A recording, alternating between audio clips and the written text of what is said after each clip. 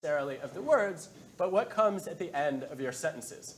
And I want to take you to HBO in Kansas City, circa 1977. A man named Bill Grumbles has no sales experience, and he's sent to Kansas City to open up a new HBO office.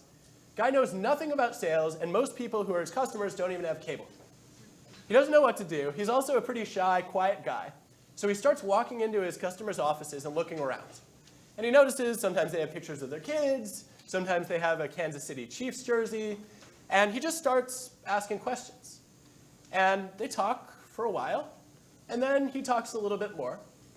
And one of his clients comes up a few weeks later and says, Bill, you are a great conversationalist. And Bill is shocked because he's hardly said a word. He's just asked questions. Well, the average salesperson at HBO in the late 70s was bringing in about one contract a month. Bill Grumbles was bringing in one contract a week. And there was something about this approach of selling by asking questions as opposed to giving answers that really worked. I didn't understand it until I came across a great study by James Pennebaker. He gathered people in a group, strangers, much like a room like this. You're in a group, let's say, of 10 or 15. And he said, I want you to just spend 15 minutes getting to know each other and really talking about anything you want.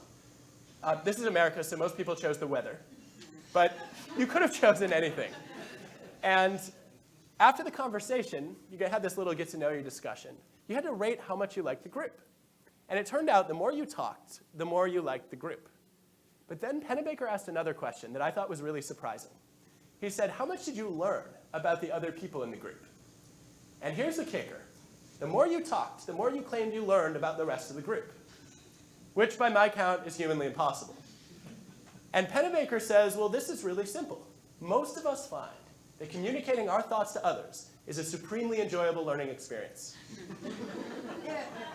I don't know how that works, but Pennebaker calls it the joy of talking.